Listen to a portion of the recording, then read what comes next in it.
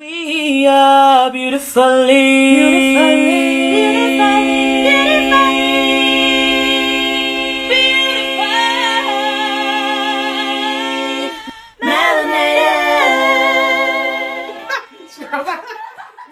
Welcome to Beautifully Melanated podcast, live on Lightning Radio, 90.8 FM and lightningradio.net. We are so glad to be with you this evening. I'm Kay, one of your hosts, and I'm here with my beautiful co-hosts. Hi, I'm Karen. And hi guys, I'm Sarah. So it's my what in the world this week. And I think one thing you guys need to realise about me is that I like really weird, bizarre what in the worlds. So Yes, you do. when it's my what in the world, expect some really bizarre stuff. So this one is this story is actually all over different places on the internet, but this is actually taken from the Mirror, and it's about a man called Richard Mage. So, wife finds her husband's mummified corpse 8 months after he went missing. Richard Mage, 53, from Illinois, US, was reported missing back in April 27 last year after his concerned wife Jennifer came back to their family home and could not find him. A wife searching for Christmas decorations found her missing husband's corpse stuffed in a closet 8 months after he went missing. Wife Jennifer Mage reported husband Richard missing on April 27th last year after he phoned her to say he was leaving work early. She came back home to discover his car on a driveway and headed inside and found his wallet, keys and card in the house, but there was no sign of their dad of 3. Police had searched the sewer-like house, which is described as a hoarder home, and couldn't find him. However, it wasn't until December the 11th that Jennifer suddenly found her husband's body. Sorry. She was looking for some Christmas decorations in a storage area inside the closet when, wow, she stumbled upon the corpse of her husband. Jennifer said, this is the wife, I decided to put up the Christmas tree and I was looking for a tote of Christmas ornaments when I discovered his body. She said she rarely visited the closet as it was stuffed with tons of rubbish. But on Thursday, it was revealed in a coroner's report that Richard had died by suicide and his body had become mummified before it had been discovered. According to the coroner, once a body is past the stage of decomposition, it will not give off any pungent smells, which might have helped discover Richard earlier. Officers came to search the house twice after reporting a strange odour in the house. However, cops put the smell down to all the rubbish inside the home, and a plumber even fixed a sewer pipe to help get rid of the smell. According to Jennifer, the smell eventually subsided. Now, Richard's sister has slammed the police for not finding her brother earlier and says they could have done more. So... But it was in her house. I have so many things about this. It's a weird story, ladies. I mean... oh, God, I don't even know where to start. Kay can't stop laughing at this point. Kay, why don't you start? Go on, Kay, start. Tell us what you think of that story about Richard Mage and Mrs. Mage. It's more of a sound than what I think. It's, ah! Oh my God. I know. Okay, firstly, I'm so nasty. She smelled that smell. It's a human body decomposing. For 8 months. For 8 months, she lived with that smell. At that point, I'd be clearing out the whole house. Even if a little rat dies. She never went in that cupboard much. It was used for storage. You'd know there's a dead body in your cupboard, wouldn't you, in your house? I mean, Clearly, what's Richard the did not house? want to be found. Richard knew. No, she Richard wouldn't didn't. clean. That's why Richard went in that cupboard and ended it. How did he die? How did he... By suicide, they said. So what did he do? How He must have gone into the commit cupboard and died somehow. It doesn't say how he died. Just said they thought it was suicide. suicide? Because I think did Found he him in the poison closet. himself? Did he... Don't know. Doesn't say. Because he was too decomposed by the time he was mummified found. by the time he was... He'd stopped smelling because he'd probably turned into, I don't know what, stone, kind of rock. 8 months? Did they Like say? a biltong. That's what he'd have turned into. It's a casualness for me. Your husband disappears. Police have searched and not found him, and you're cool. You're just going to put up Christmas I know, I was just putting up. I decided to put the tree up. I was looking for a tote and the Christmas ornaments. And that's when I discovered Would him. you not be distraught if your husband just disappeared? I suppose Yeah. it hasn't focused on that element, has it? So It is the mirror. I bet they loved a bit of this. he disappeared. She probably was distraught. She's probably, contacted the police. They've She searched. did, but that's another question I've got, Karen. The police. How could, if they know it was a sewer-like home, exclamation marks, Sewer-like. wouldn't you think as a police person, They'd a policeman, search. okay, this is a sewer-like home. That's a nice way of saying it.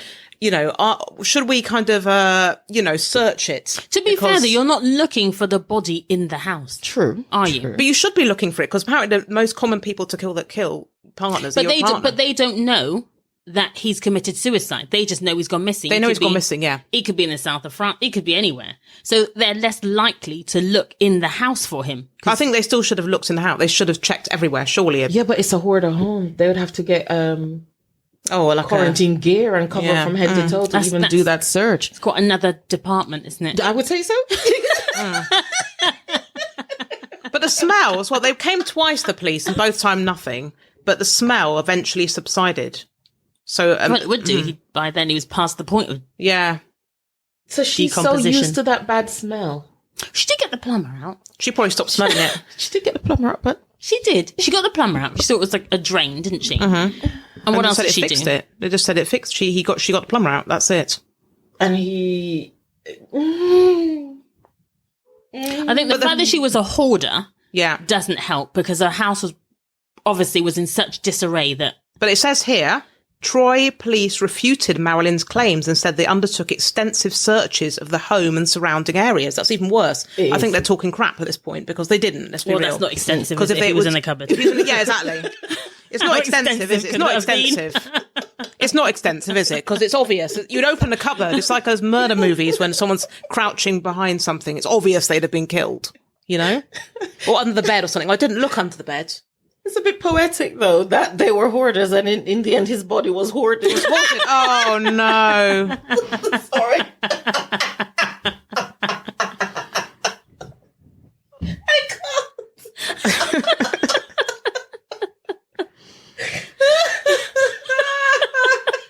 No. Did she give him a funeral? They'll say absolutely nothing. I'm sure we can find out more about it.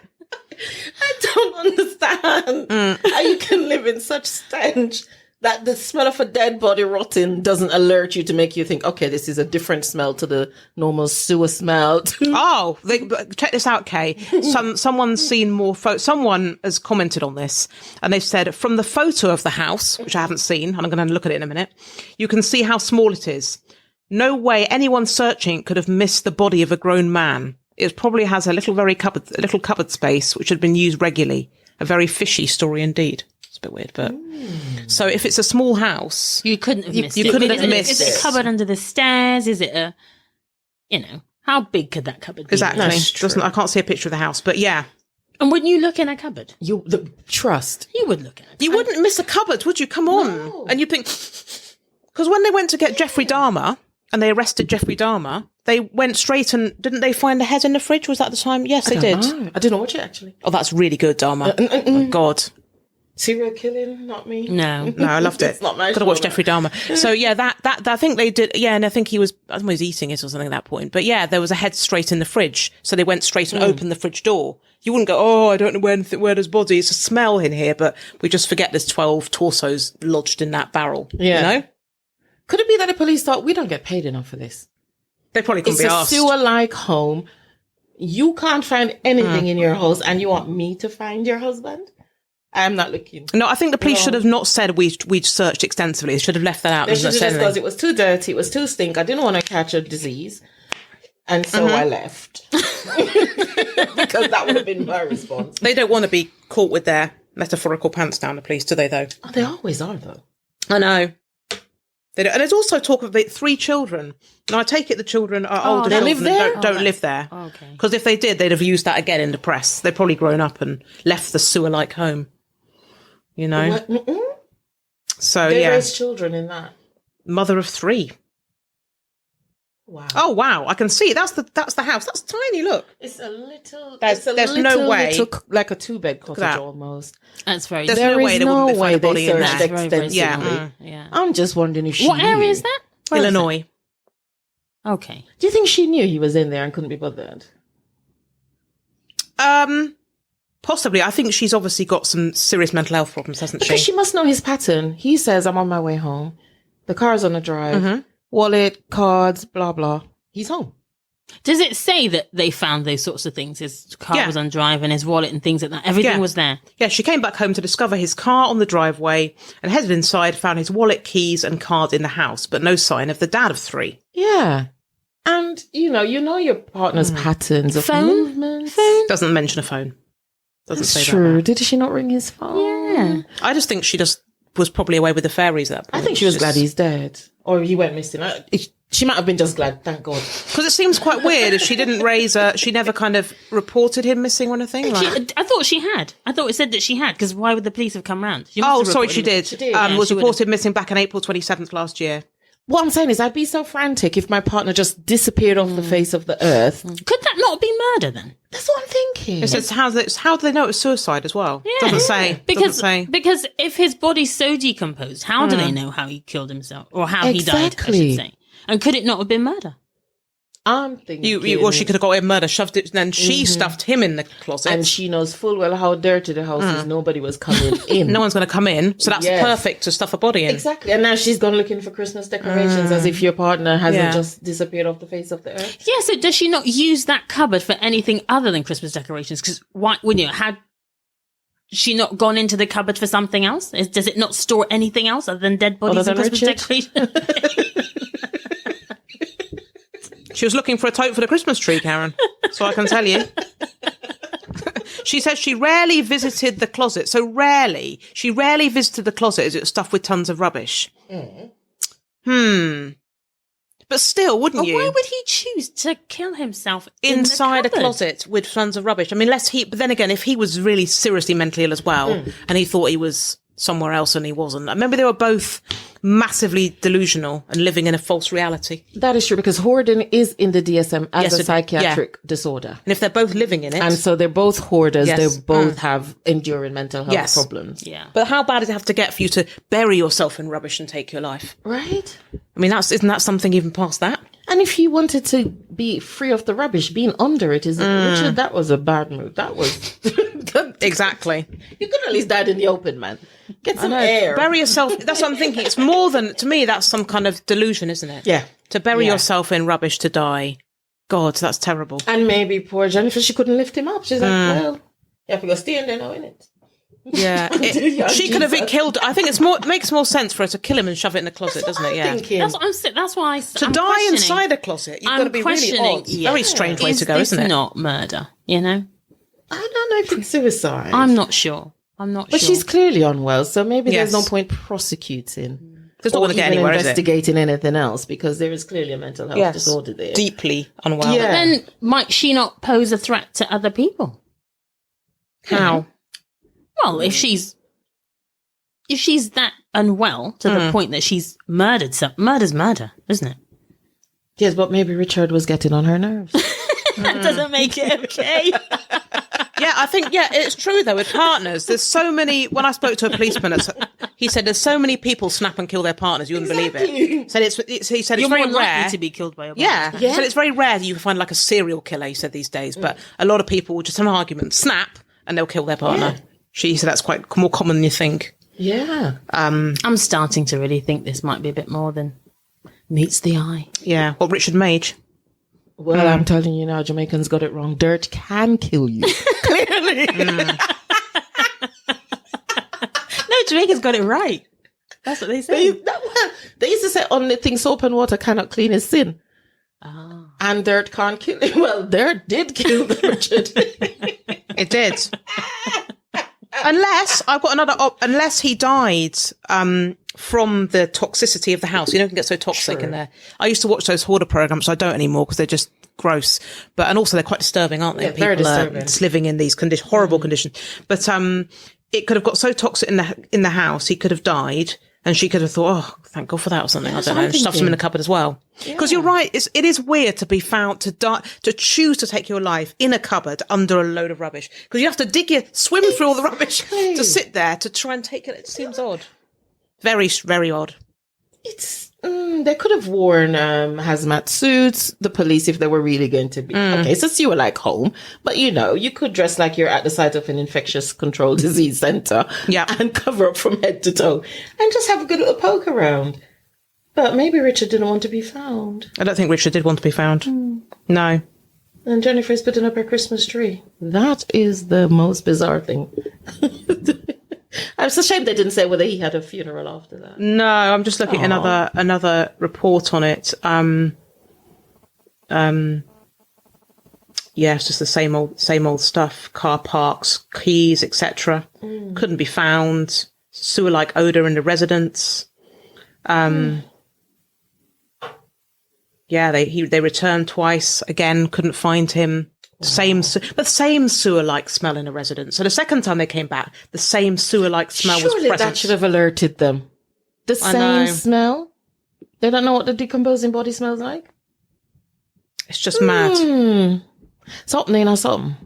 That is not it. The report. Oh, this is in the shade room. It says, the body's fluids had totally dried up and removed. Part of the skin had been removed. That's why it didn't smell. Oh, that's really vile. So he turned into biltong, and that was the end. He had. Sorry, everybody, but he did. He turned into biltong. Because when they say that, I think of that biltong.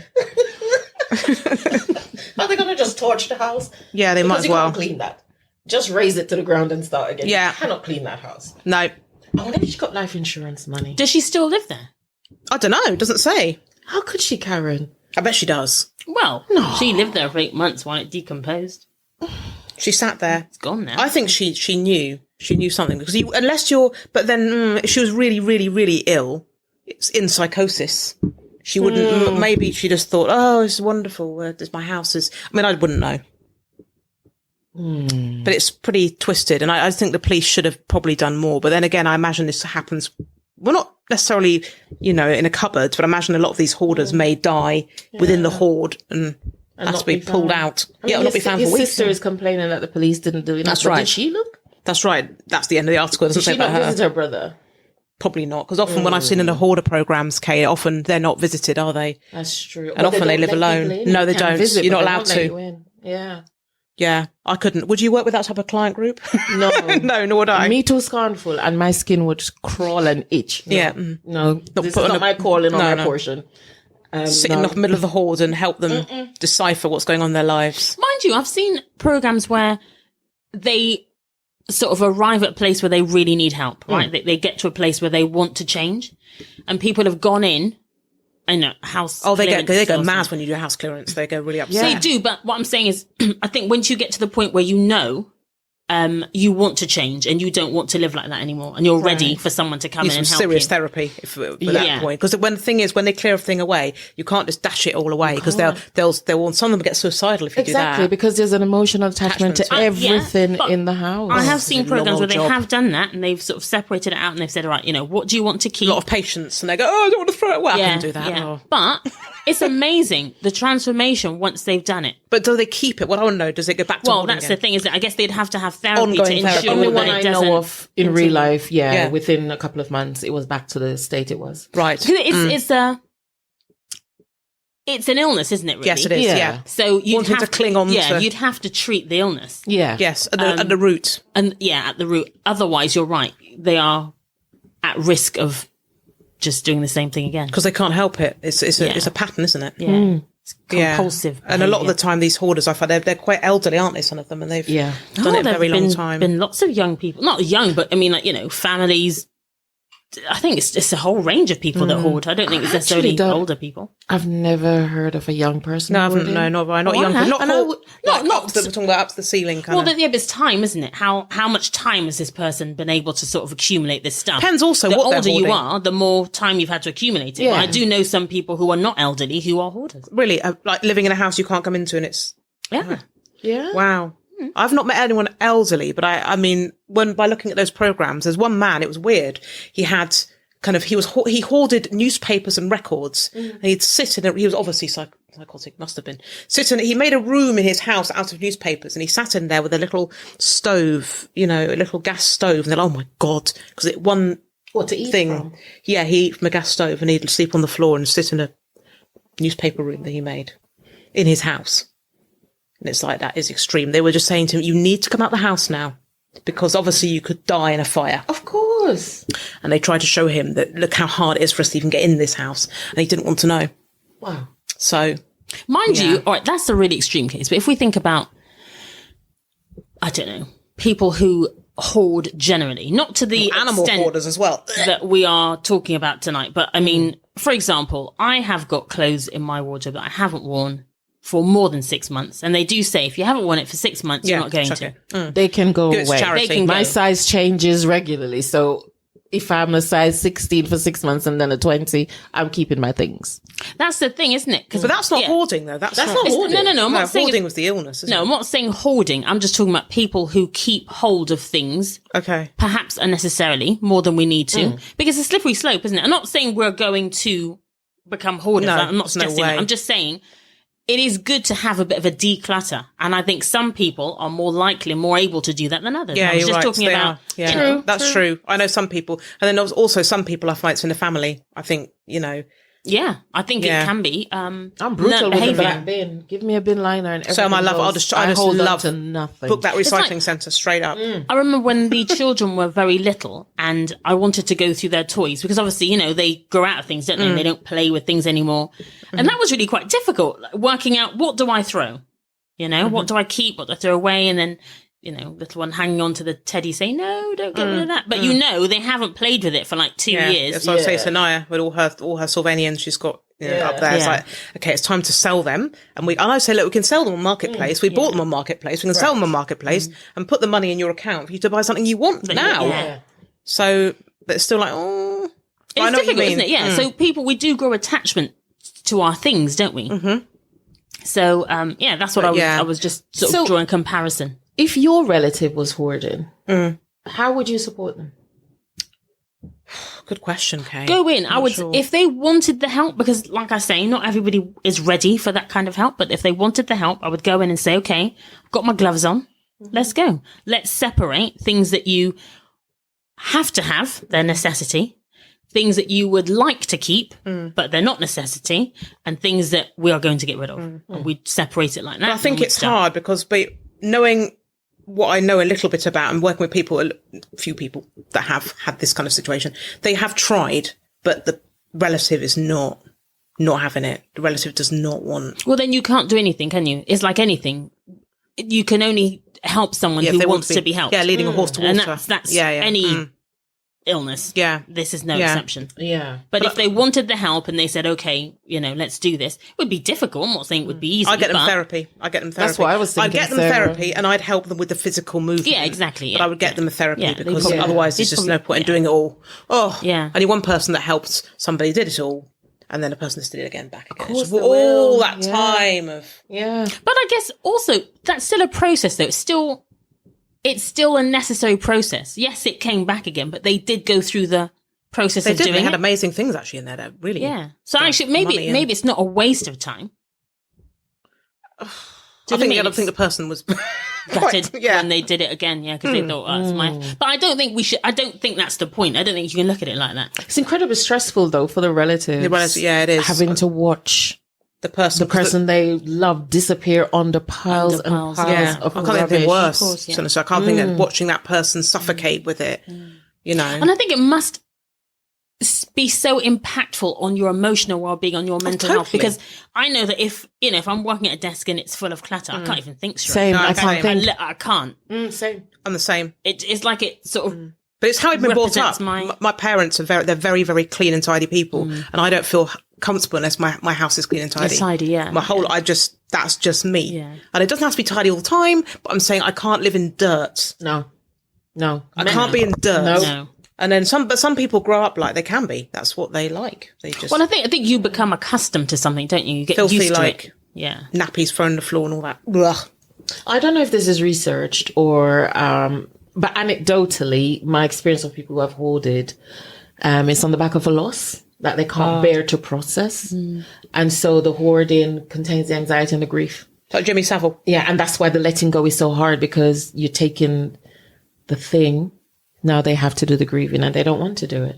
And I know for myself, when I had a major trauma 2 years ago, I couldn't clean. Oh, okay. I was just here, but not flawed. Here. Yeah. Here, but not here. You know, if I'd seen a little mouse walk across, I didn't. But if I had, I'd have probably chatted to it. And go, move in then. Johnny, come on the tenancy. I guess you do. I guess for some people, you get to a point where you sort of lose the will, don't you? Yeah. There's just no, you're at such a low that you can't see your way out of this. Yeah. So you just sit in that circumstance. Sit in it. And the meaning of life is under purpose. Yeah, purpose. So you think, well, what's the point in cleaning? I don't care. Yeah. I get that. I am broken. I don't want to participate in life again anymore. So it definitely would be a starting point to suggest therapy as a keep the things, because the attachment to the things are important. But therapy is a starting point to help understand how comes I find it so hard to let go of things. Yeah. Things It's that are painful for them. generally considered rubbish. Plastic bottles. Yeah, that's it. Newspaper, dirty pots, takeaway containers. They're generally rubbish that if you're in your good mental health, you wouldn't want to them. keep, would you? Yeah. Yeah, and somehow they become all meaningful. So, therapy is the way forward. Definitely. And I know I laughed a lot. The story is hilarious, but I'm not laughing at people who hoard, because it's a disorder. And Yeah, Absolutely, definitely. definitely. it would require some help. And Richard and Madge just didn't. They just didn't, did they? Yeah, they That just was the end didn't of get the Richard. help. And so he died the way he lived, which is, I just hope his soul isn't wandering the earth confused. Because I can't imagine the afterlife is cluttered. No. He's going to have Maybe to he found some peace in the afterlife, whatever he didn't find in the hoard. I hope so too. All right. All right. On that note, would you like to introduce our topic? So, this week, listeners, and before I go into the topic, if you've just tuned in, you are listening to Beautifully Melanated podcast on Lightning Radio. Contact us to join our chat on 07598 160 730, or you can comment on lightningradio.net or on our Instagram page at Beautifully Melanated Podcast. We would love to interact with you whilst we're broadcasting live. Tonight's topic, we're going to talk about loneliness. Now, I didn't choose this topic, but it feels important given the current state of the world. So, Sarah, can I ask what drew you to this topic? Yeah, I was just thinking about lockdown actually the other day. And I was thinking about how so many of us, including myself, were quite lonely in lockdown. And it was a forced sense of loneliness as well, for myself anyway. And I think it's important because also I've spoken to a lot of my friends, family, everybody basically. And most people seem to, have experienced loneliness in their lives, especially in lockdown. And I also want to talk about it because, as a point of view, when I just had my daughter, and I've spoken to a lot of mums that, recently had children, and suddenly they're at home on their own, with baby all day, and it can be really lonely, really, really lonely. So yeah, I think it's important to highlight it. I also wanted to highlight it because, I think there's a lot of shame attached to saying a person feels lonely or is having a time where they just feel alone. A lot of people I speak to, will say, I've got loads of friends, but I just feel so lonely. It's not necessarily someone always sitting alone in a house and not seeing anyone.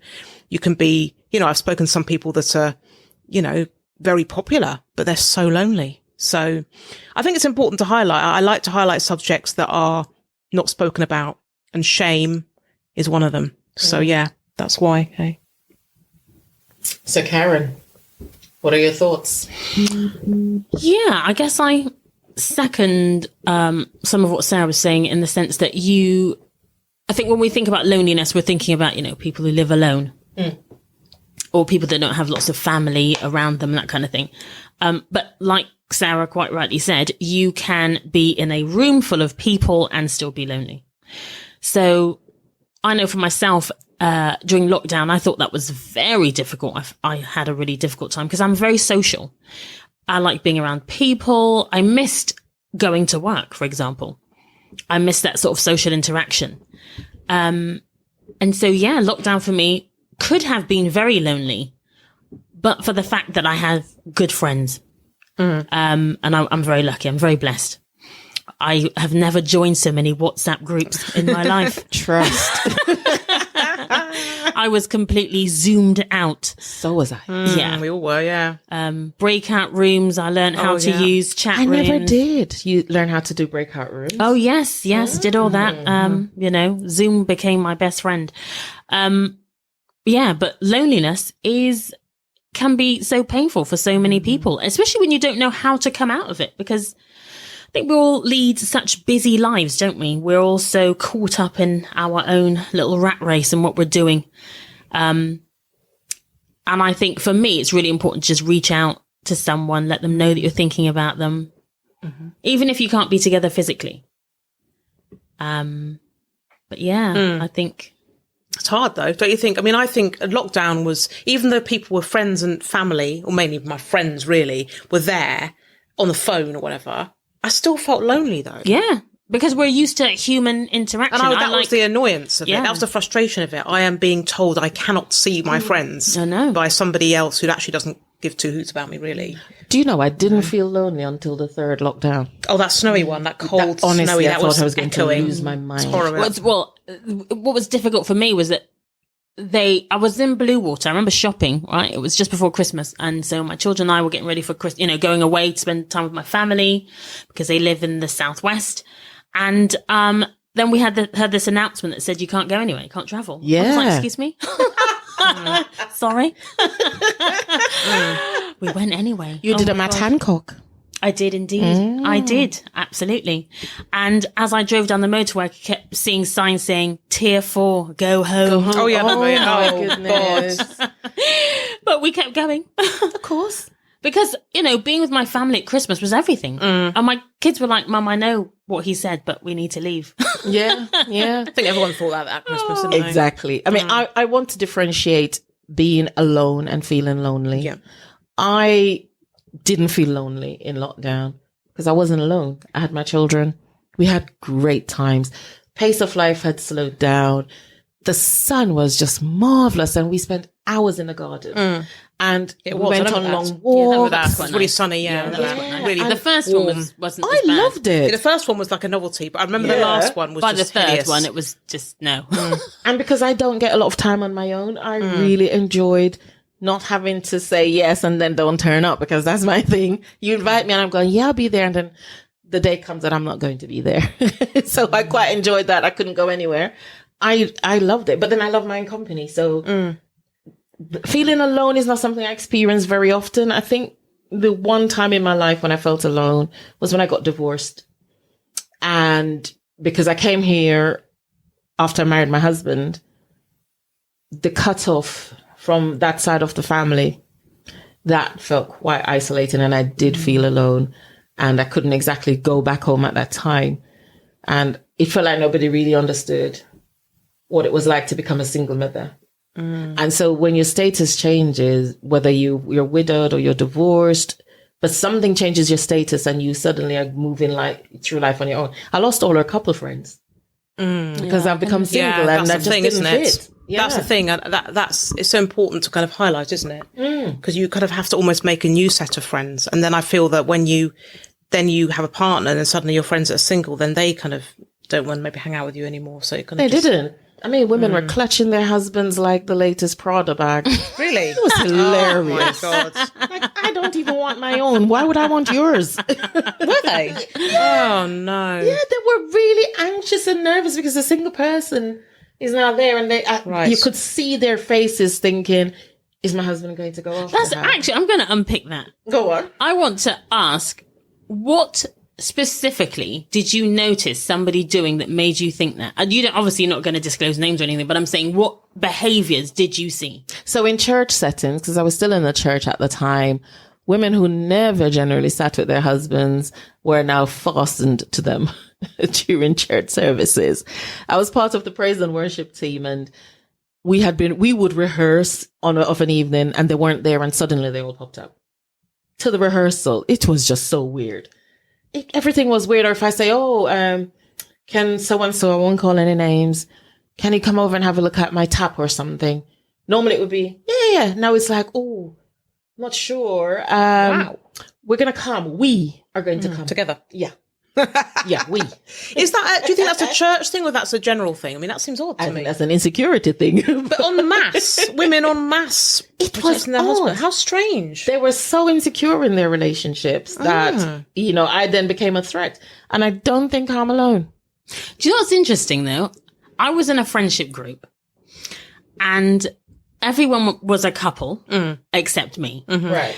And I remember one of the husbands. Oh no. I know what's coming. No. Wait a minute. Sorry, you're making me giggle. So I was out shopping and he said, I'm going to, I won't say where. He was traveling, right? And I was also going to the same place. I said, I'm going there. He said, I heard you mention that you were going to this place. So, here's my number. And when you get there, to give me a call. So I went back to my friend. And so I said to him, does your wife know that you're going? And he said, yeah, she knows. I said, what I'll do is I'll give your wife my number. Yeah. And then you can get it from her. That's right. Right. So he said, okay. Anyway, I didn't give his wife my number because it was just unnecessary. But it did, as you said that, it made me think, because that happened to me twice. And there was someone else who said he was traveling. And I happened to be going to the same place. Just coincidental, I promise, ladies, right? Yeah. And then he said, when you get there, no harm, hit me up. And I didn't. Right. Again. And the thing is, I thought, is that me? Am I being... Because actually, neither of them said anything untoward. They weren't inappropriate. They didn't say anything. They just said, since we're going to the same place, would you like to... Once, the first incident I'm talking about was in the same country. We're just traveling a few miles. The second time, it was abroad. I was going somewhere. And they were going to be out there at the same time on business. And I didn't give them my numbers because I just felt that I don't want to do something that could put me in a bad light. I didn't want to get the wrong message. I wouldn't either. I don't want to, but it could have been completely innocent where they were just being nice. We're going to be there at the same time. Why not?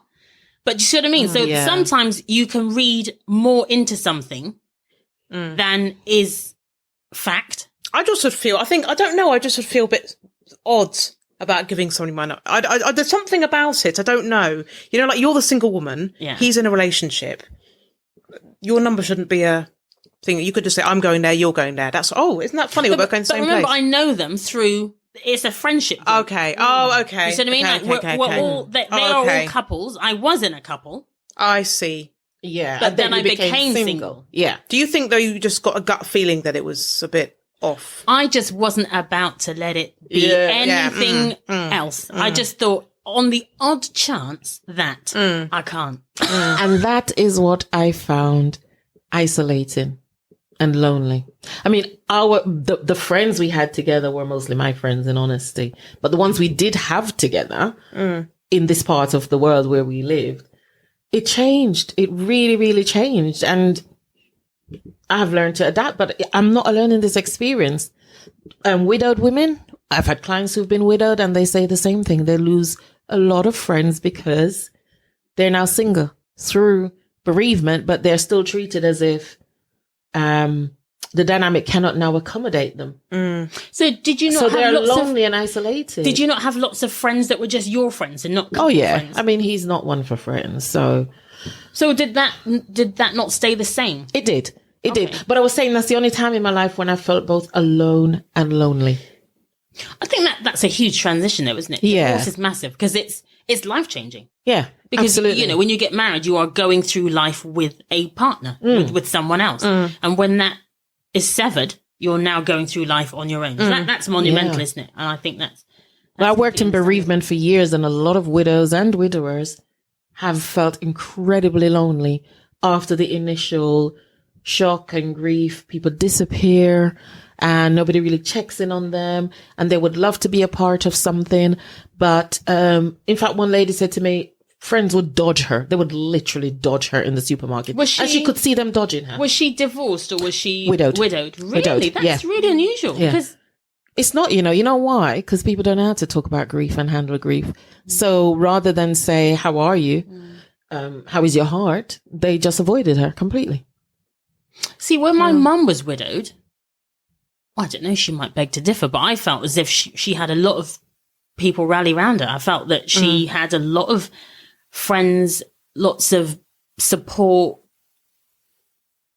What I saw was people sort of, a bit of an outpour, really. Family came together. But you'd still feel lonely, wouldn't you, though? I'm sure she did, but what I'm saying is I don't think she experienced that kind of isolation where people didn't.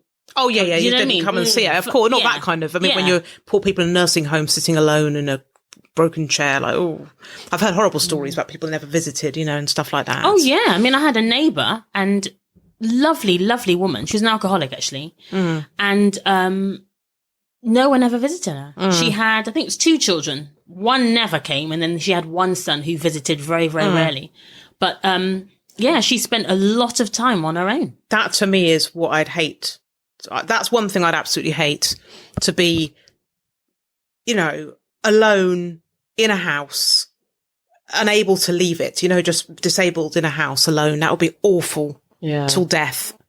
I don't want that ever. When I first came to England, I remember getting on a bus going to East Street. I don't even know if East Street Market still exists. It's still there. Is it? Oh, good. Me and Paula, every Sunday we used to go East Street for hours. And nothing used to frighten me than seeing old women and men getting on the bus with their little trolleys, bent Depressing, over, isn't it? can't barely Hunchback. get on, hunchbacked. And I'm thinking, why are you doing your own shopping? You're elderly. And they're dragging that This would trolley. never happen in Jamaica. What is this? I know. And they look lonely and alone and beaten down, and just anybody speaking to them would make them perk up a bit. I'm like, this is how you treat your elderly in this country. But then- That's got to be the most lonely thing. You see, lots of people don't have extensive families like we do. I mean, like I say, I always talk about my family, okay? So at Christmas, we have to hire a hall. Yeah. There are so many people, we can't accommodate everyone at anyone's house. But there are so many people I speak to who just don't have that some have no one. volume of family. They, they might have a sister who lives abroad they never really seen. Yeah, it's true. I don't talk to my mum. Yeah. Or, they just don't have the people around them that we have. But I think so when they also- become older, there's nobody. I think also, some people, there's some people I've met that go abroad and stuff like that. So that's fine. You know what I mean? But I think some people just, I don't know. They are alone. I know they are ashamed to say that they are alone at Christmas. Actually, I think Christmas is a really emotional time. If you're lonely, Christmas must be the peak of your loneliness. It must in the be. year. I really. cannot bear that holiday. But yeah, it must be awful because all the adverts are telling you you should be around family, a nice oak furniture land table with 6 generations, having 7 courses and passing out over the Queen's Speech with sherry.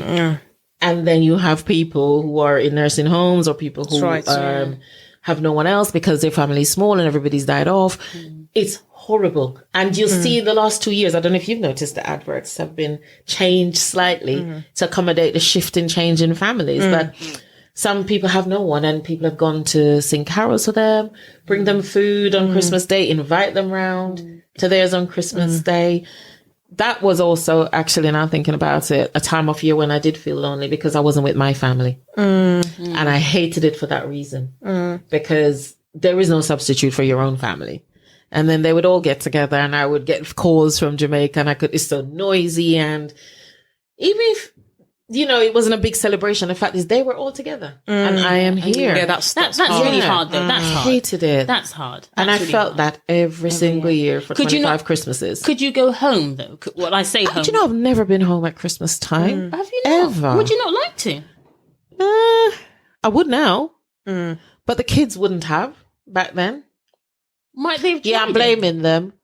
but might they've tried? I mean, that might have been an idea. They may have liked it. It was It'd be mostly the different, cost that the cost deterred, was because you're sure, looking at about £3,000 but- Oh wow. for 3 tickets at that time of year, and now it's over that. Over that, yeah. Okay. Yeah. Sure. Yeah, so it was a cost mostly that prevented me from, because it looks like everybody goes to Jamaica at Christmas time. Yeah, so it was a sufferation. And I gave in at some points, and I had Christmas dinner with friends, and it was really lovely.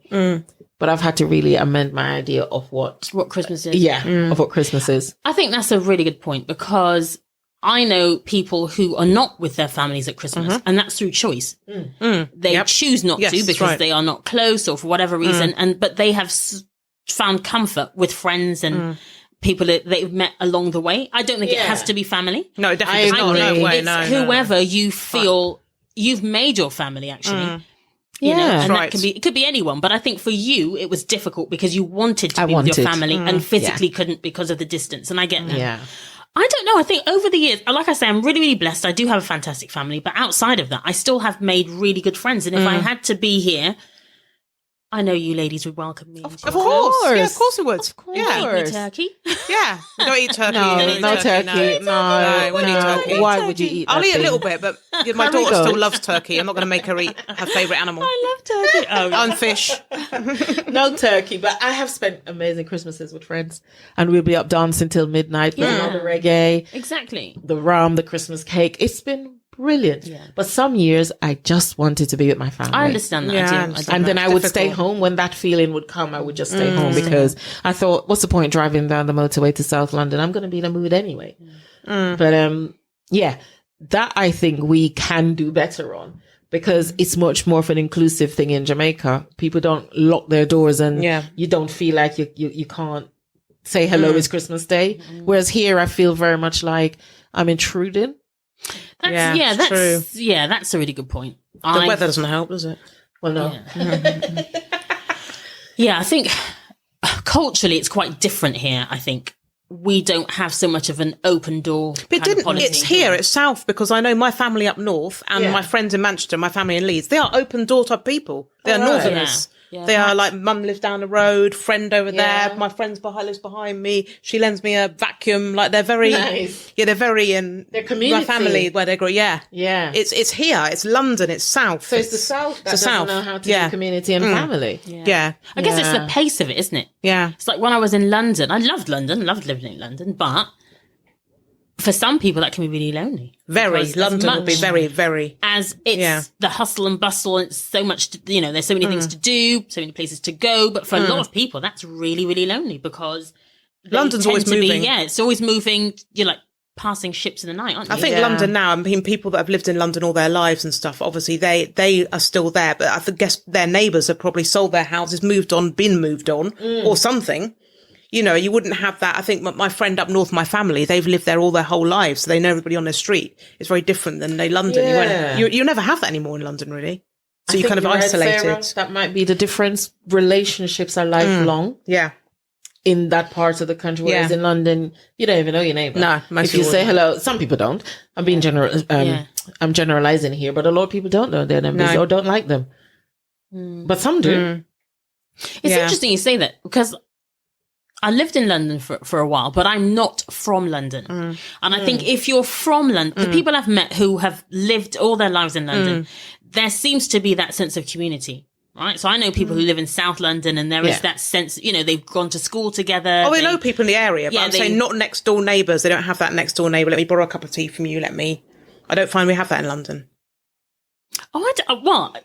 Let's know the area. But true. Yeah, tell us. Let's ask. Actually, what do you think? Londoners, can you let me know? Do you know your neighbour? Yes. Would you borrow, I don't know, milk?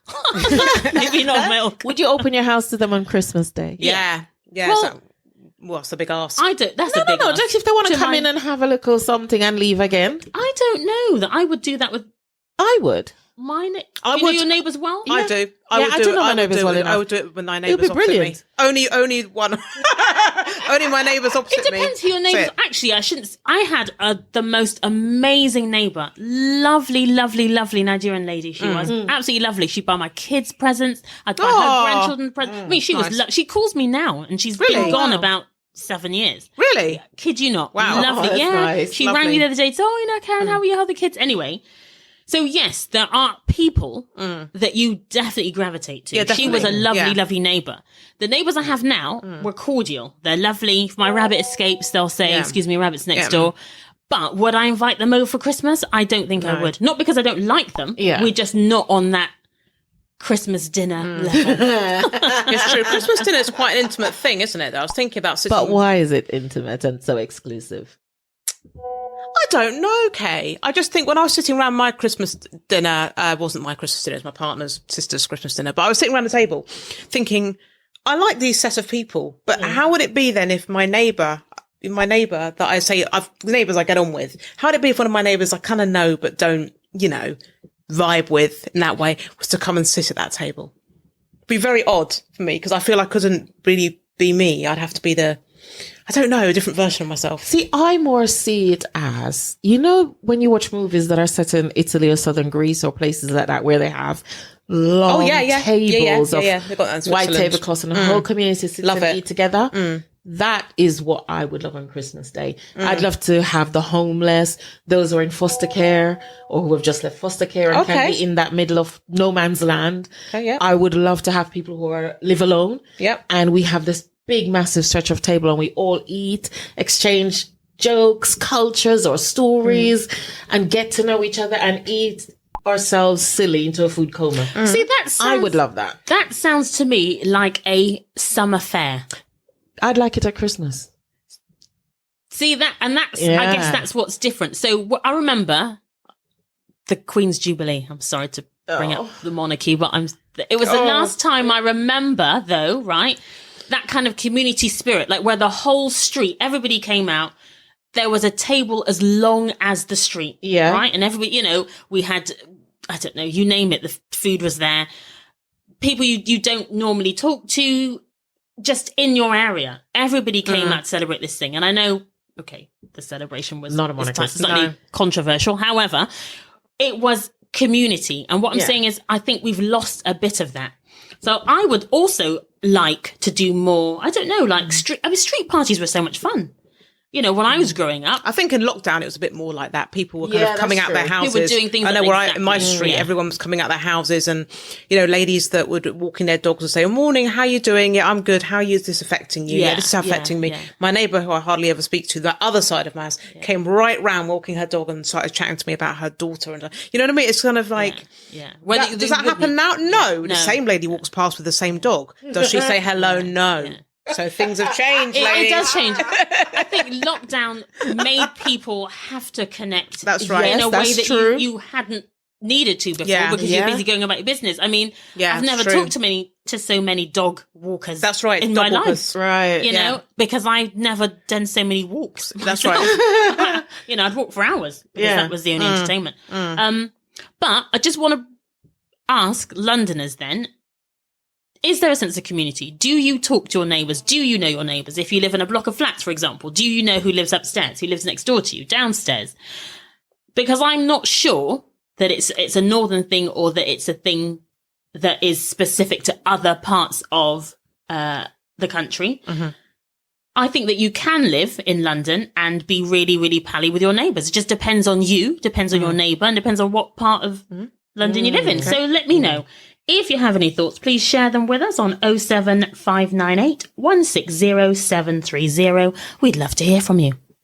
Definitely. I tell you what I would love about a communal Christmas meal is that the different cultures will bring their different foods. So it will not be lovely. just That'd be turkey. delicious. I had a friend who she is Indonesian. She doesn't live in England anymore. But on celebratory days, their celebratory food is banging. It slaps. And I would love to share different cuisines Sounds great. from around the world on Christmas Day and just enjoy being together. It doesn't feel exclusive to me, and maybe that's because I've had to adjust to not having the family and the exclusivity, maybe. But I think it would make for a much more integrated sense of community. But also then you don't live so individualistic and selfish as we tend to do in the West. It's always about me rather than community. I think you've hit the nail on the head. I think the West it's a capitalist way of living, isn't it? Yeah. And it's very much about me and what I can achieve and what I'm going to have. Yeah. I You're think right. that, other parts of the world, it's a lot less so. Oh, definitely. So I think that's hugely part of it. And maybe that's why the elderly here are so lonely. Absolutely, yeah. Exactly. Because if their children are estranged or passed away, then there's no one. It's literally they're shut off. Yeah. Yeah. How are we doing, ladies? Are we coming up to the break? We are coming up to the break soon. Couple of minutes.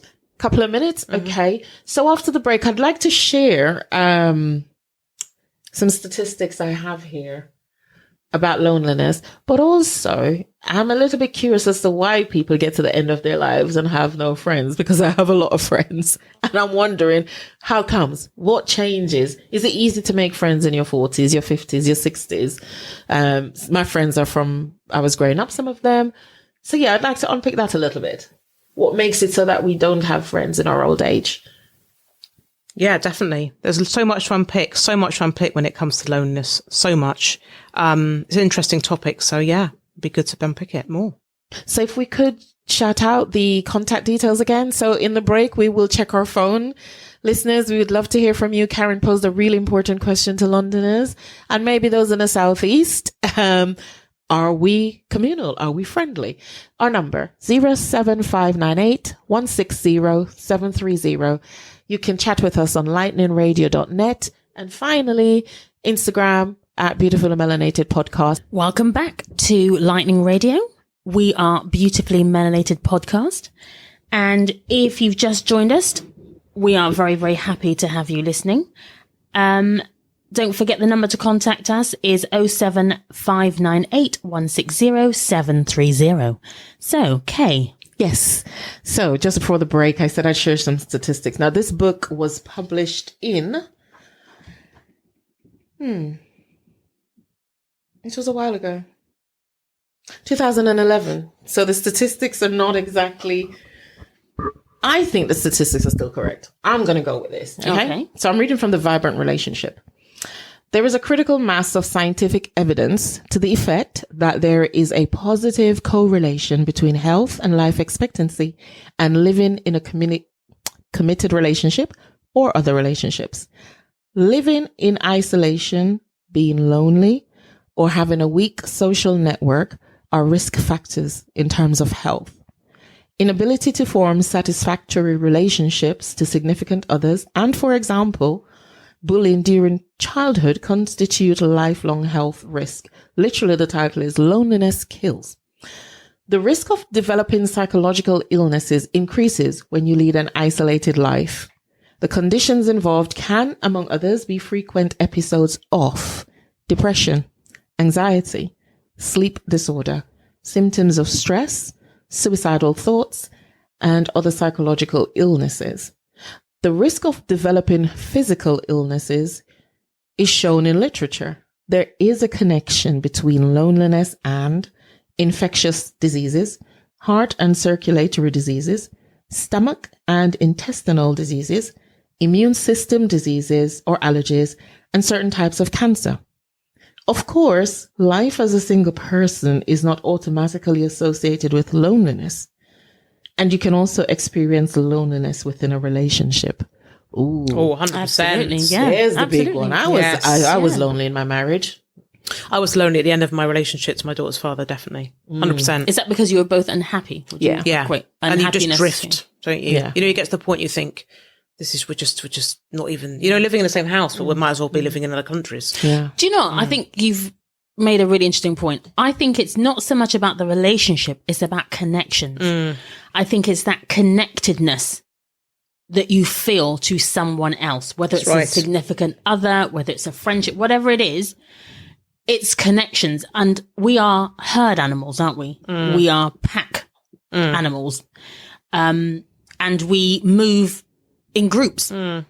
I think that, that's just human nature. That doesn't mean that you can't love your own company or you don't you don't enjoy being alone.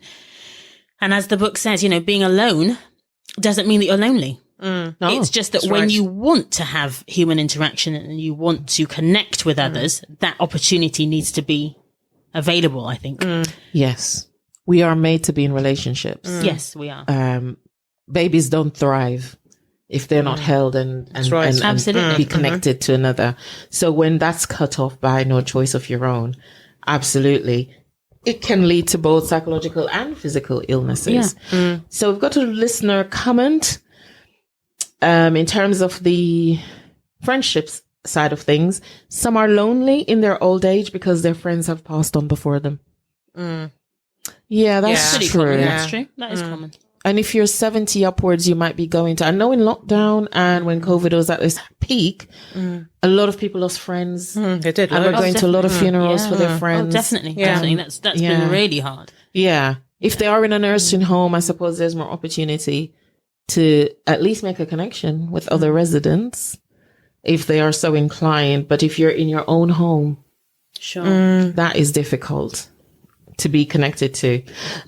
She also goes on to say some people's company in old age is their church community. So if you were not a church person, then it can be hard to find company in old age. Yeah, I understand that as well. Yeah. That's true, because then where else would you go to meet people? I mean, like I was saying, I think, I don't know if it was last week or week before, I have really, really close friends from childhood. You know, my oldest friend, I think we were 7 years old when we met. It's a long time. And so I have kept a lot of my friends.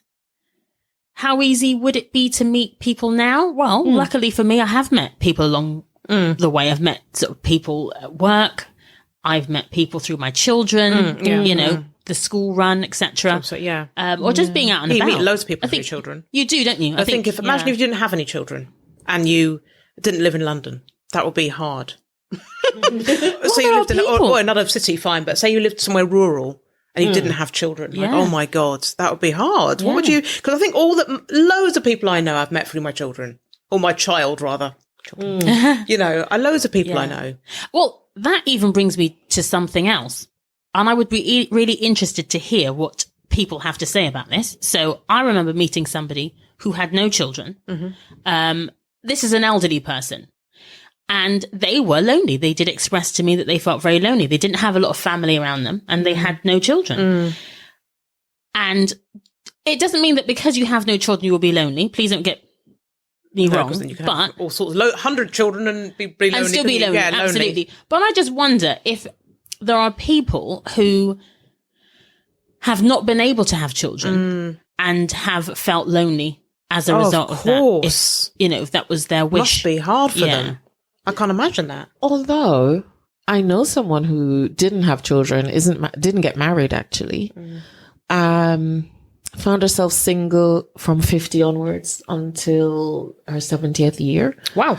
Okay. But did a lot of traveling, went on group holidays like the Saga holidays or holidays Talked for about that, didn't we? single Yeah. people. Yeah. And she made really great connections. Did she want to have children, or she didn't want to? Didn't want to That's have the thing. children. I think if you I think didn't want to, then that's Yeah. cool. But I think if you yearn to have them, and you're not able to, that must be quite sad. I mean, there's some people I see, even online, you know, I see that they're always single, they're yearning to have children, and TikTok, the clock's ticking, and now they're like 45 up. You know, and it's sad. It's quite, because even if you don't want children, if you want to get out and about and jet setting off around the world, do that, man. But I think if you want children, you know, like speaking to people that want children, it's quite sad actually, and they can't have them and they're alone. And before they know it, they're kind of just, I don't know. What if you don't have the money to travel? So you're kind of That's depressing, stuck isn't going it? to the corner shop every day for milk that you don't need. Then you end up being Just that to have $100. interaction with another human. There was actually someone in the co-op the other day. I went to get a vintage parcel. And I was waiting, and there was an old lady actually with a trolley. Yeah. And she, classic, isn't it? And she was talking to the lady behind the counter saying, oh, you know, she said, you know, I want to get this, I want to get that. And they're like, okay. And she goes, oh, do you know what? And the lady was Asian. And she said, you know what? I gave lots of money to Chinese orphans, you know. It's like, oh God. She goes, I sponsored an orphan. It's like, this is getting worse. And now she's become a dental nurse, and isn't that great and all that. She would not stop talking, this woman. And it just went on and on and Hold talking on. about nothing. So did she say that she sponsored a child who is now a dental nurse? Yes, but that's what she that's said. lovely though. That's a really, if that's true, that's a lovely story. but I think she wouldn't stop talking, and there was a big queue going back and back and back. Everyone was like, oh, yeah. Do you But know actually, what? she was lonely, wasn't she? Do you know Yeah. something? I've been in queues, you know, at supermarkets, whatever, and you can see that this, like, you know, can an tell old someone is- lady yeah. is just having a chat with Janet on the tills. I'm just using Janet. Sorry if you're called Janet. I didn't mean to be offensive. And I just stand there because I know that lady needs the company and she just wants to have a conversation.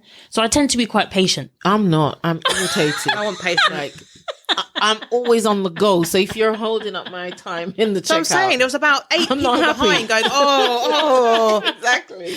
you know. Have a heart, ladies. But she went on. It was different if they were, if they were like having a chat and laughing, that'd be different. But it was a one-sided conversation. The old lady was talking at the cashier, who was just nodding away, wanting to shove her medication. I tell you what, leave. I have a cleaner, right? And she's absolutely lovely. She's really, really good at what she does. And she is very thorough. And she's just a really lovely person. But she does talk a lot. And I do think she's very, very lonely, right? She lives alone. Yeah. And she doesn't. So this is not her home country. Yes, yeah. Right? So she's traveled here for whatever reason. And we always have a little chat and a catch up. And I do make it my point of duty to just listen, even if she gets 10 minutes. Because I think, what if that were me? Now, What parents if, cleaner what do if that. I want to? Pardon? My parents' cleaner sits with my mum for like an hour. It's like my mum's like, okay, even my mum's like, okay, that's That's enough. Yeah. But And yeah. sometimes I'm really busy and I actually can't. Yeah. You know, but I just try to make you just give her a little bit of time. Because I think really it costs nothing, True. does it? Right? It costs nothing. And these tiny things can make such a big difference to someone else. Yeah, And I think agree. they can be really selfish. But then I'm not behind you trying to cash out so I can go about my day. You're right. That was it. Was just really. I think that was just so frustrating. You're all heart, okay? You're all heart. It was so frustrating. But I think also these places that say, okay, come along. I think when it was Christmas, I saw something about some village hall or something. You know how they do.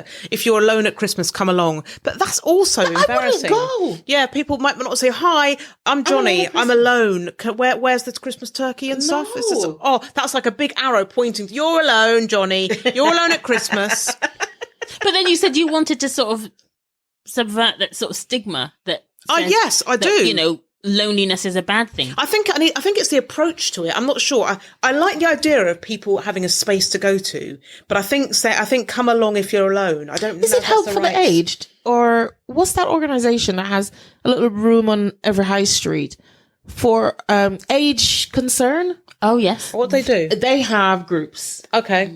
almost every day of the week that that's people good. can go to, whether you're a gamer, like bingo, whatever, or you the like elderly. food for the elderly. Just so Yeah, funny. it's good. Yeah. Go on. Sorry, go on. Go on, what's I funny? was just going to say, my mum refuses So those to things- go to. Yeah, I don't blame her. Like, so it's like, there's groups. Your mum was like, I'm No. not going to any group. But I don't think my mum's lonely. My mum is not lonely. My dad passed away, must be 30 years ago now.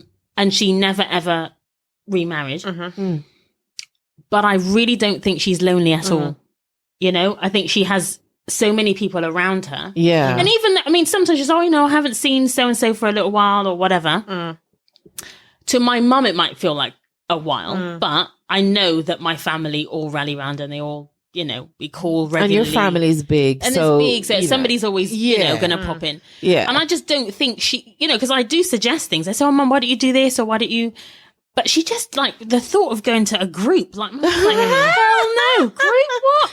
I think my mum thinks she's young, Well, you know? Medway Like, has an Afro-Caribbean association, and it's not the only one. And they do weekly lunches and trips and days out for those who are elderly in lockdown. They were delivered proper West Indian food, not Oh, that's really nice. and people were volunteering their time to either cook it or bring what they that's asked good. for. Yeah, it's nice. It was I might really volunteer beautiful. then. I didn't know they were doing that. Yeah, and I follow their page on Facebook, so I that's always really see when the good. lunches are, or the domino days, and they're smashing the table, still in their 70s. Love it. Yeah, absolutely. Yeah, it's nice. And That's I nice. think it's around nice. the country, but then that's our community. I saw an initiative started maybe towards the end of last year, where they had primary school children going into nursing homes to connect with Oh, some residents, and it really was nice. the bridge Lovely. to bridge the age divide, and to yeah, it's lovely. and I think that's really Yeah, That's nice. a really I do nice as thing, well. isn't it? and that they were so in sync. Some of the things they had in common, the stories they had to tell, they're passing it down. That's really, really, Really, really lovely. lovely. That's really lovely. Which brings me, ladies, to the subject of young people feeling lonely, because I know we've really focused on the older. Elderly, yeah. But what about young people who are lonely? Yeah. That's I think Definitely. it's becoming increasingly common. So obviously I work in a school, so I do find that lots of students will come to, I have a well-being room. It's a space that students can come to if they find it difficult to make friends. Because what I'm finding is that some students will come and say, I don't have anyone to sit with at break or at lunch, and I'm on my own. It's true, very true. They do. And school is a hugely social environment. Yes, it is. And actually, if you don't sort of feel connected to anyone, it can be incredibly lonely. So I do offer that, that facility. The students do come in, and I'll sit with them, or they'll make friends. I have games and all sorts of things. It's quite a sensory room.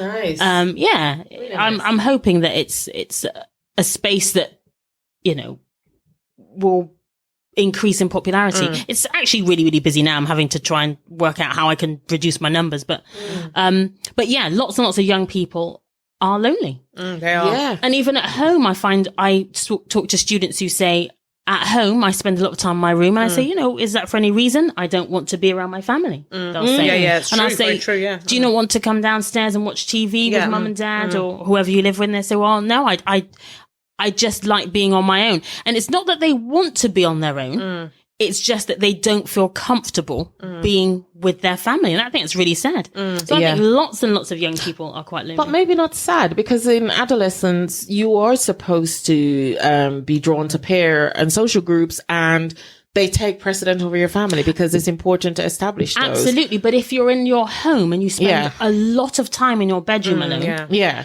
because I do find that obviously not every child, I'm not trying to make a generalization, but I'm saying that often students who feel isolated and don't connect with their families then turn to self-harm and all sorts of other things. I agree. Yeah, you're right. So you do still need to, you still need to connect with your family in some way. Yes, you will want to be around your peers and things, but you still need, like Sarah was saying, let's have a family meal together. I always used to that. Have So those sort of as a moments. teenager, I was always up to my bedroom, but whenever it was dinner time, I come down and eat with my parents. Yeah. And even my daughter now she's 10, I know friends, she loves to be on FaceTime with her friends playing Roblox. So I'm like, that's fine for a certain amount of time, but then when it all is said and done, come down, we eat, we watch something together on the TV, or we watch documentary, lots of documentaries recently. So there's still that, and then we go out and do swimming, we go out shopping today, there's always something we're going to go do. So you go up with your friends for an hour, but then also off we go shopping later on. But you find that when, as children get older, and I'm not saying this will be the case for yourself, I'm just saying that in my experience, when I talk to other parents, they say that's what it was like until they got to. And I usually find sort of 13, 14 is where it just changes. I never forget the moment at which I realized that I couldn't say to my youngest, okay, put your sandals on, let's go to the park. Oh, no. There was no going to the park. She'd just look at me like, excuse me? I think sometimes though, but I have met people that still sit around and have family dinner. No, people do. Definitely. No, I'm not saying they don't. My eldest is 21, and she would, I remember once I was going to have dinner watching the TV. She was incensed. How dare you? How dare you? She said, Mum, I'm home. How dare you? I'm sitting at the table. That's right. I was like, I'm so sorry. I had to apologize. So we different people, isn't it? Yeah. They're very different, right? And we've always done that. So she wanted to continue that. And it's nice. We sit and we talk about her day, whatever. But that's because she wanted to. Yes, you have different. there are some young people who just don't want to do that. And it's not because there's anything wrong. No. They just don't feel that connectedness. Exactly. And See, I didn't feel it, but I was just told it's dinner time. You come down, you sit at the table, and when you finish, you ask to leave. It was just... It was just a done. Yeah. And you may well continue that tradition with you.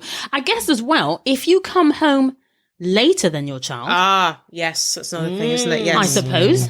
That's trickier, isn't it? Yes. If they've put something in the oven until you've got there. Yeah. There's lots of people, loads of people Lots of families live like that. I work with lots and lots of families who perhaps mum is a social worker in London, for example.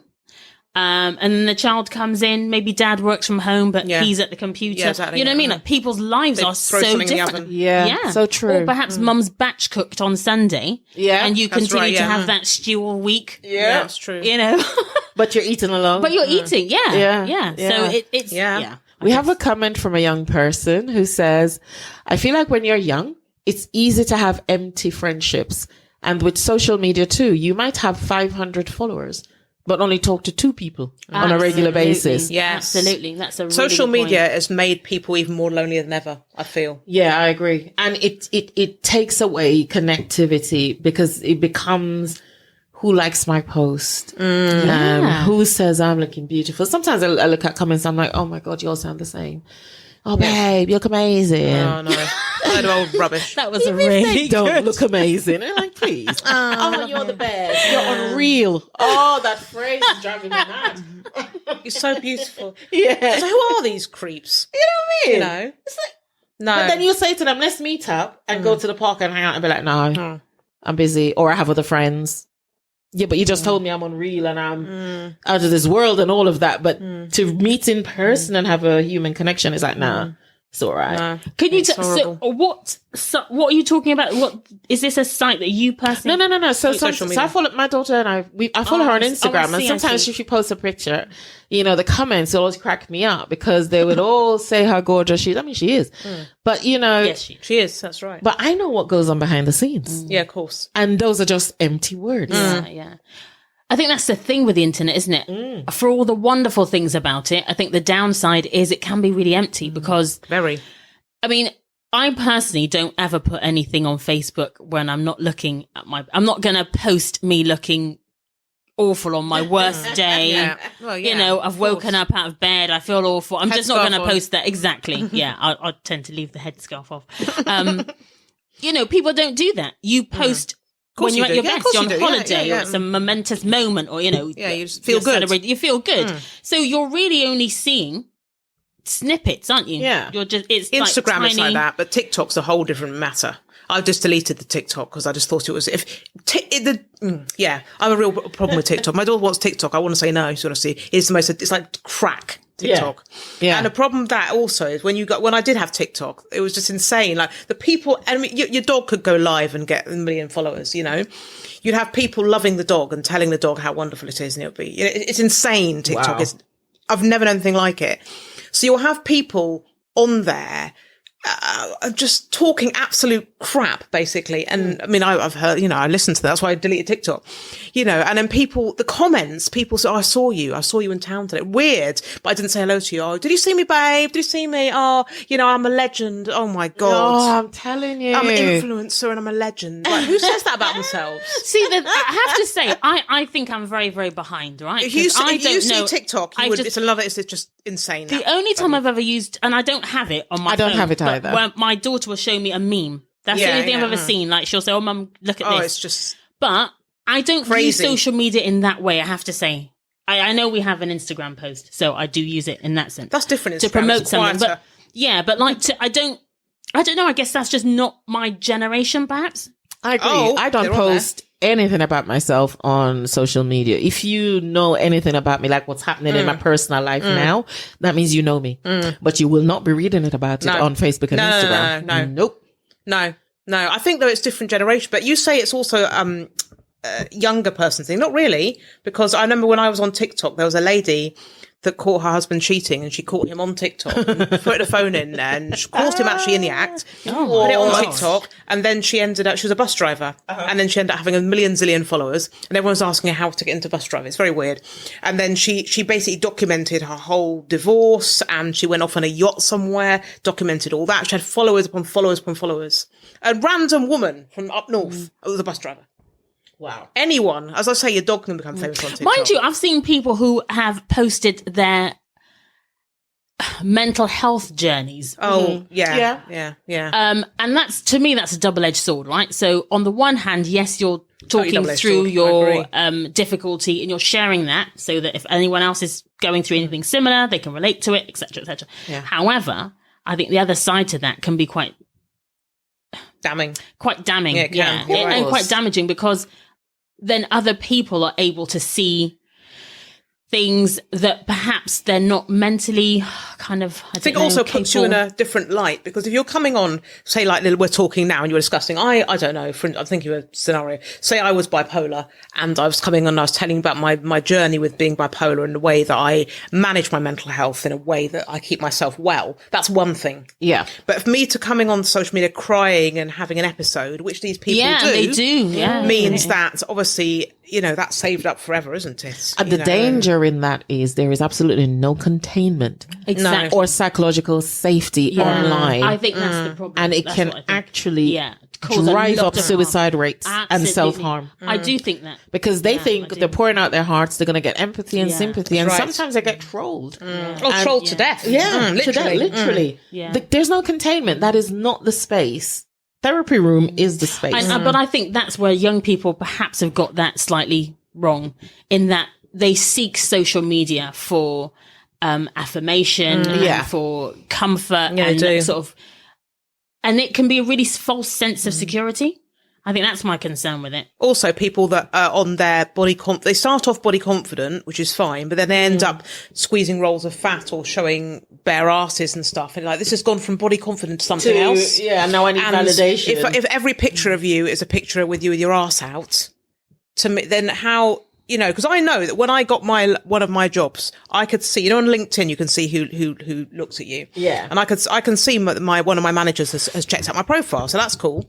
Can you imagine if I had an Instagram where my ass was out? Yeah, and your manager's having a look, and they're like, no. Well, you know what I mean? Yeah, and that's why. And I didn't do that. Yes, you did. I've saved your screen. That's the problem, is that, you know, when you are a professional, or I don't know, not even a professional, but when you, in anywhere, the world isn't it, of this work, age? isn't it? You've just got to be so careful about what you post about yourself. you Yes. have to be. And if you, I mean, the thing is, people are just posting anything. I'm sounding like an old granny now, but you have to be careful. I mean, it's all fine, but you have to think about your future.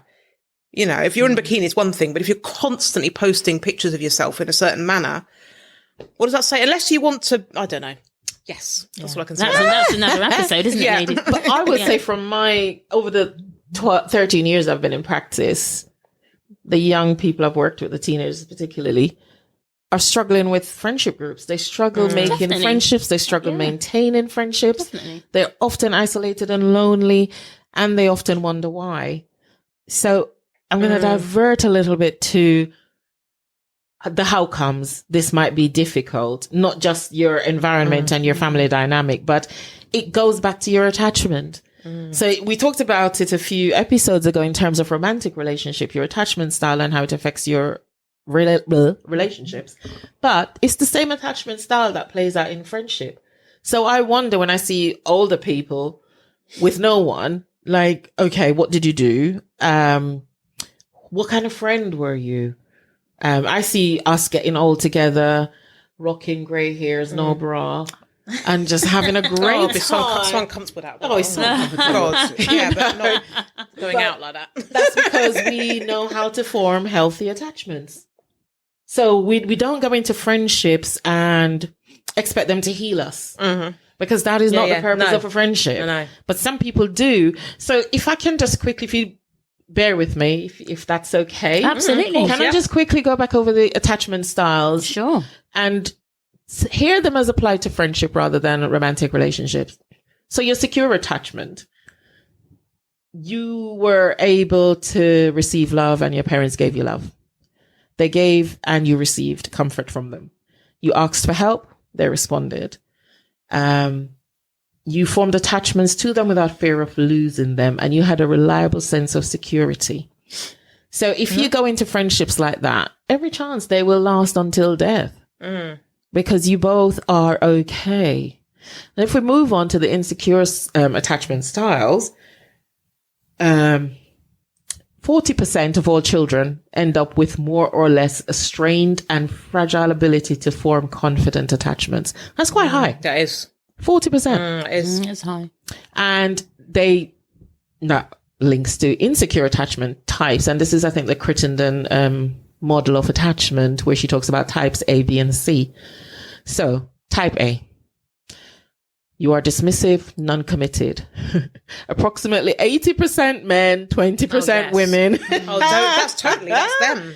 So you form attachment with objects or work or projects, but not people. You belittle emotion, or you don't share your emotions and thoughts. You're prone to be more self-sufficient.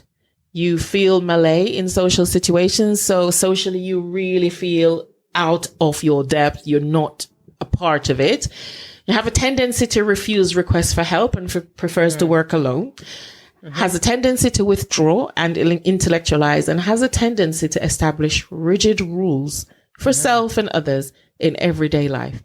Now imagine you have a friend that's their attachment style. That's their presentation. That's my ex. How long? That's mine too. To a T, every word. To a T.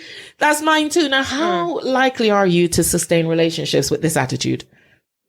Oh, well, you can't. You can can't. You really? No. Can't. So You're you doomed. my ex and yours will probably Yeah. meet somewhere in their Yeah, 80s probably. moaning about how horrible women were to Right, them. that's right. Because that Dragging a trolley behind them, miserable old gits. Sorry. because their children are also going to feel disconnected from them too. Yeah. Oh, yeah, everyone would, wouldn't Everyone it, in the will. end? So they will probably end up alone. Those people alone will. and Yeah. lonely. Yes. That's right. And then there's a type C. So that's a type A. Type C, anxious and clingy attachment style. Approximately 20% men, 80% women. Oh dear. Yeah. So these are the characteristics of the anxious, clingy attachment style. You are often experienced by others as clinging, excessively conscious of other people's reactions, has a tendency to exaggerate your own feelings and needs, has difficulties with separation, has a constant need for contact, is prepared to give up your own identity in exchange for attachment, is excessively generous, and idealizes your friends and overlook their faults in order to avoid separation and conflict. Now, this is massive because I would say the teenagers I have worked with sit in this where they absolutely lose themselves. My youngest daughter calls them a beg. A beg. Oh, yeah. Oh my gosh. Or the pick-me's. Yeah, that's true. Yeah, there's a lot of people like that. We make light of a very serious situation. I'm sorry. Again, if you had a friend who needed you in this way, it's exhausting. I just couldn't keep it up. I'd hide from them. Or I'd watch my phone ringing and waiting for them to stop so I can get back onto Twitter.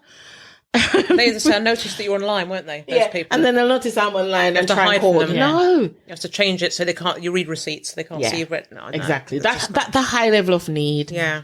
Again, this is not for me a lifelong friendship. That makes But me just want to walk backwards. That kind of. Yeah. But do you think that's a conversation you could have with that person? Because that sounds like No. really low No, self-esteem. I couldn't. It sounds like sort of lacking confidence. Uh-huh.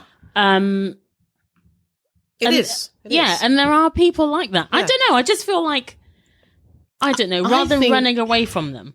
The thing is, Karen, you could have the conversation, but it will be received as rejection, abandoning.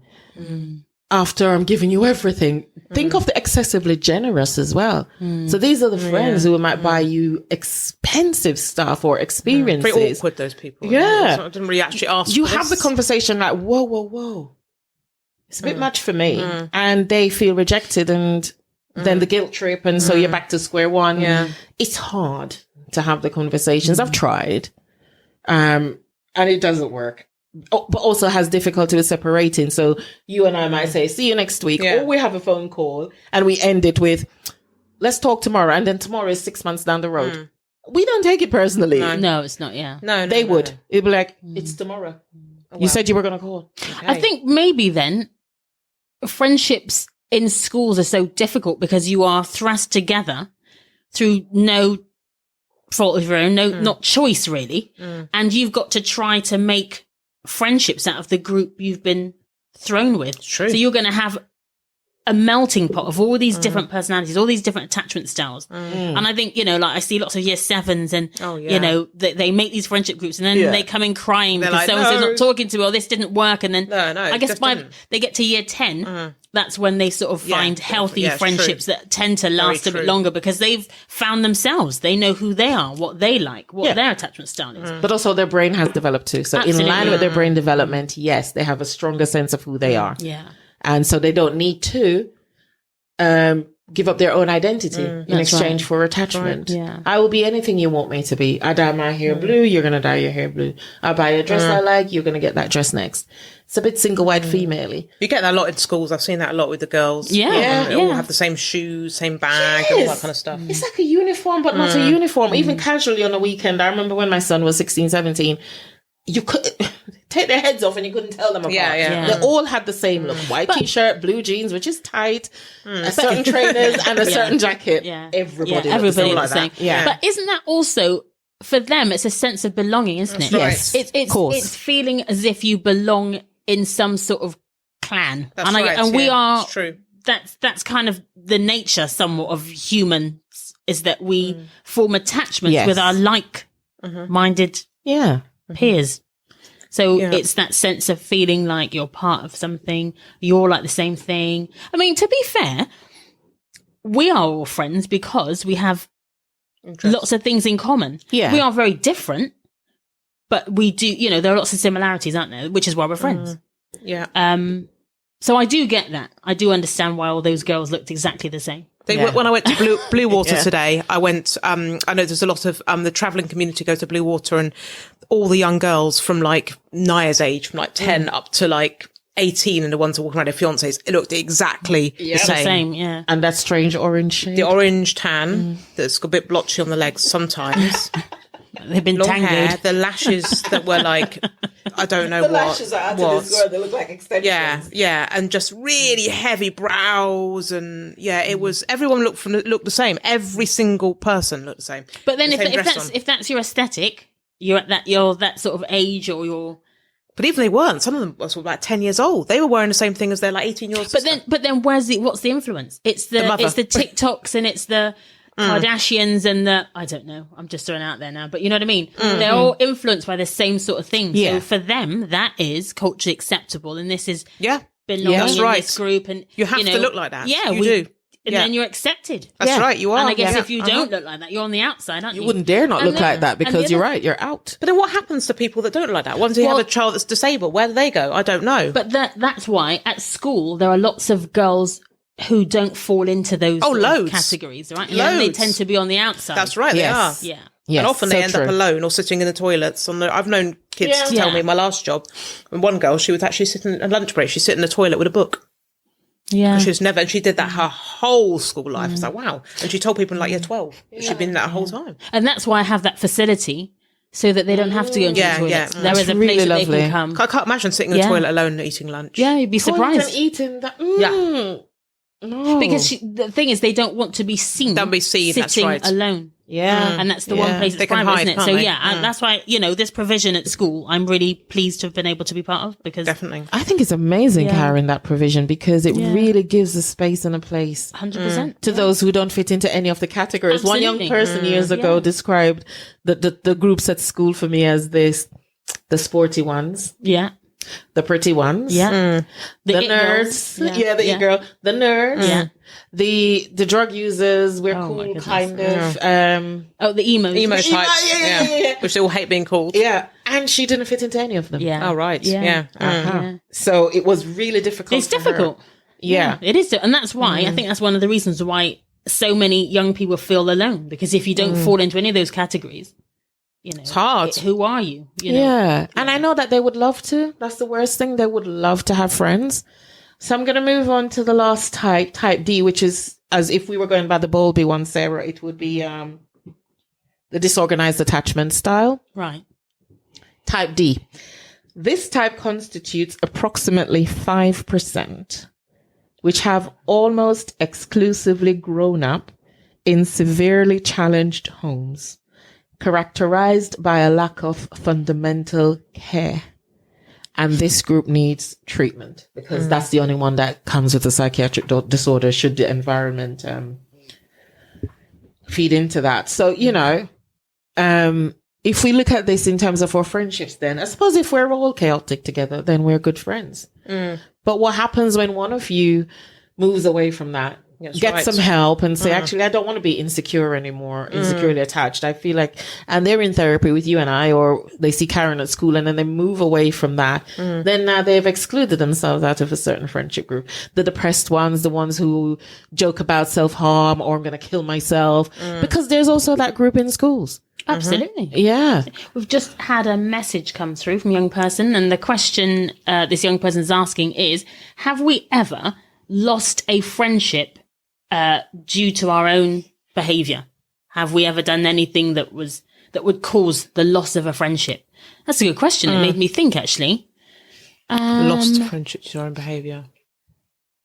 I mean, when I was at school, I lost a friend at school because she was just, I think I talked about this before, she was just annoying me that way, for months upon months upon months upon months, and just like prodding me. And in the end, she kind of slapped me. And then I thought I slapped her back, but she went on the floor. That was no loss really though, because it was a friend, but it was only a friend by default, you know.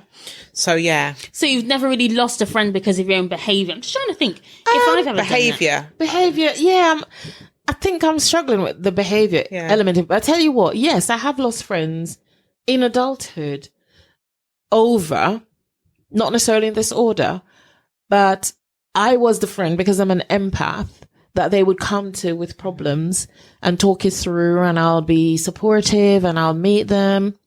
Especially when I started my counselling training. It was almost like, let's have some free counselling. Oh God. But these are the same friends who would not invite me to the celebratory moments in their lives. In fact, a couple of them got married and didn't invite me, and I didn't know until I saw it on social media. Oh, wow. But yeah, we were meeting almost weekly at one point. Oh, wow. That's Okay, really, yeah, that's that's- quite Yeah, unusual. for coffee and to talk about the relationship. And Why then would they not invite you to And they something didn't even like tell that? you they're getting married? nope. So Whoa, I saw it on okay. Facebook. Well, that's not a Yeah, friend it's then, not- surely. yeah. Exactly. That's So not I'm nice. thinking, there is me thinking we have a friendship. So I don't know that I lost them as I cut them off, because my block game is strong. So I was like, you dead to me. Out. So I blocked left, right, and center. And they did try to contact me in lockdown. Maybe a little time for reflection. Did they ever give an explanation as to why they No, hadn't? Really? never That's really did. interesting. And in I love that I think about it, but the contact in lockdown was, my marriage isn't going too great. My husband wants this and I don't want that. And I thought, look at insanity. Oh, wow. So they were coming back Yes! for more Oh, advice yeah, yeah, and more there was- counselling Exactly. for free. Those people For always do that. free. Wow. And I've gone, oh, isn't that tough? And blocked her because I realized I'd forgotten to block her in one case. But, I feel like that's not something I did. It's just how the friendship was set up, which is something I am paying much more attention to now. How did this friendship set up? How did it begin? It began with me being the person who met their needs, but they didn't feel they needed to include me in their celebratory moments. I had a friend who I called out on that, and I said, you realize you only ever tell me about the difficult times in your life. And I'm not going to be that friend, that fair weather friend. Friend like that. And in fairness to her, she stepped up. She goes, oh my God, I hadn't realized I was doing that. And so, yeah, she's okay now. I lost a friend recently because of the change in my spiritual direction. And I have an ancestral altar in my home. And she was like, no, I'm not coming to see you. No. And I was really shocked because I thought, does she think I'm going to harm her? This is my spiritual journey and my spiritual practice. But she was like, I'm not comfortable with that, and cancelled our meetup. Wow. And this was after my brother had died. And she was like, I'd love to come and see you to reach out, the usual. But then when I said, she's a Christian, and I knew something in me just said, tell her. And I said, I have an ancestral altar. And she was like, oh, I'm glad you told me. I'm not comfortable with that. Can we meet up somewhere else and we won't stay over? Normally we would spend at least 3-4 days together at a time each year. Oh, okay. And she didn't come. Wow. Yeah. So yeah, I have, but not because of behavior. I think that's really difficult, because I think when you have a friendship and you can't see eye to eye on a particular subject, I think sometimes you just have to let that person go, Yeah. because I think friendships sometimes come to a natural end. Yeah, I do. I think sometimes things can happen and there's just way too much water under a bridge. You just can't repair things. But I think when you're younger, it's really difficult to work that out. So I get lots of students come to me and say, this happened and that happened, and they just don't know when to let go, if it can be repaired, That's right. how much work to put into it, and how they kind of negotiate that friendship. And I think it comes with maturity. And I think as you get older, I think we've sort of come to the realization that you have to let people go. Sometimes some things just don't work. For your older friends, though, I mean, I've got a friend, very good friend, very, very good friend. we could never not be friends, but she does offload on me all the goddamn time. Actually, no, about once a month she'll offload, but she'll talk to me 3.5 hours about herself. And it's I did say to her. Is she lonely? No, well, maybe she's lonely. She's got a house full of people, but maybe she's lonely. She probably is. Yeah, I won't say any more because it's obvious who it is. But I did say to her, look, I would like to be able to actually speak about my life. Yes. I'm actually might be going through something I'd like to talk about. Oh, really? So was it quite one-sided? It always is, though. Oh, okay. But then again, that friend has helped me in one particular time. She really did help me out. Mm-hmm. But I've known her for so long at this point. You know what I mean? We're not going to not know each other. But there was a time we didn't talk because, again, I called her out on her own BS. But anyway, so this time I hear her out, but I had to say to her, look, you know, I actually want to say something about me in my life. I should have to say that to you. I've known you for 15 years. And she said, oh, you know, I'll call you. When are you free to talk? I said, I'm free to talk this Thursday. And so she didn't call me. And every time she tells me she's free to talk, I make sure I'm free. My daughter's in bed at that point.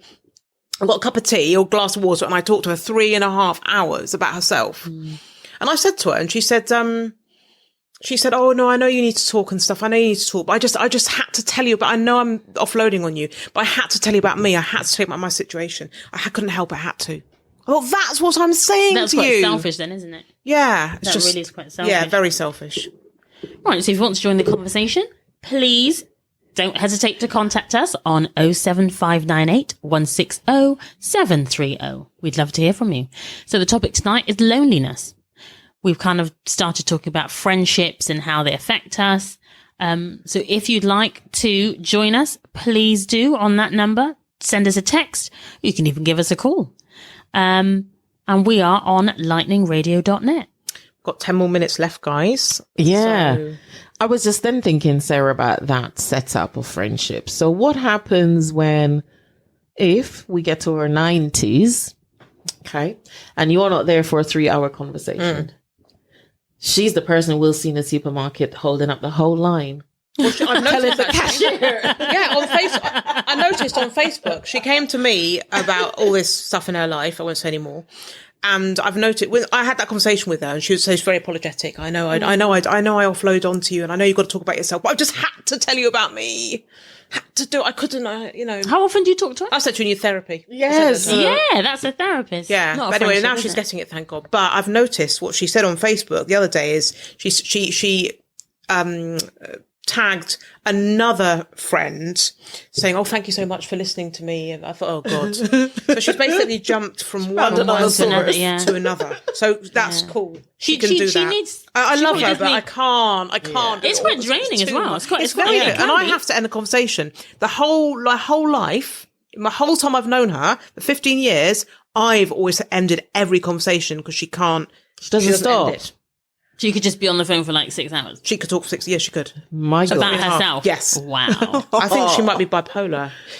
She's her behaviour is incredibly. But anyway, That's Yeah, a lot, bizarre. isn't it? Yeah. it's getting a bit much. at Maybe this she point. she sounds lonely. She is. She probably. Well, I know she is within her marriage. I know she is. Because like Kay said from It's always the been like this. text that, you can be in a full-blown That's relationship of course you and can be with lonely. 6 kids around you and be very, very lonely. Yeah. Yeah. Because that part of you that needs connecting, if we think of parts of ourselves, we are all here, mothers. We've been partners or wives. We're siblings. We're sisters. Yeah. But there's a part of us that has to belong to just us. And that's the individual part of ourselves. And that's the part that cries out for connection. When it's me, Kay, the person. I'm not in a role. Me. And I have friends who we can just get on the phone and it's reciprocal and the conversation just rolls on to the next time we speak again. But we have developed that trust over more than 2 decades. Kids, yeah. What I'm thinking is, when I saw those people getting off the bus on their own, I'm thinking, God, what kind of parent were you that you are doing your own shopping? And staggering around. if you are not a parent, where's the rest of your friends? I'm guessing, okay, that maybe in terms of attachment and being in a relationship, it was difficult. And so they now come to this time of your life when you absolutely need other people. You could, the type A I spoke of earlier, who's self-reliant.